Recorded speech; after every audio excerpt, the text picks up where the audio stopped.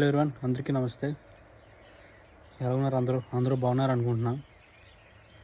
Road మీద వెళ్ళేటప్పుడు చాలా జాగ్రత్తగా వెళ్ళండి అబ్బా. కొంచెం డ్రైవింగ్ చేసేటప్పుడు చూసుకొని డ్రైవ్ చేయండి అబ్బా, ఎవరైనా ప్రతి ఒక్కరు కూడా.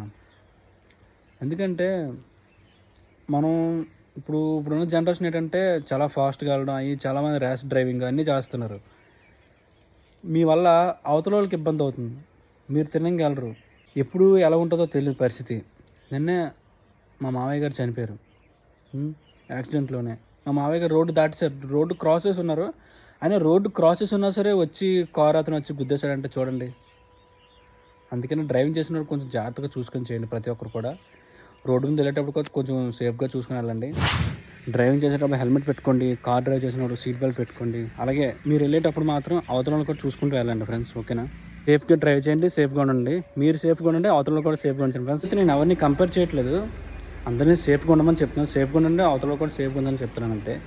ఎవరిని కంపేర్ చేయట్లేదు ఫ్రెండ్స్, ఓకేనా? ఉంటాను. జై హింద్.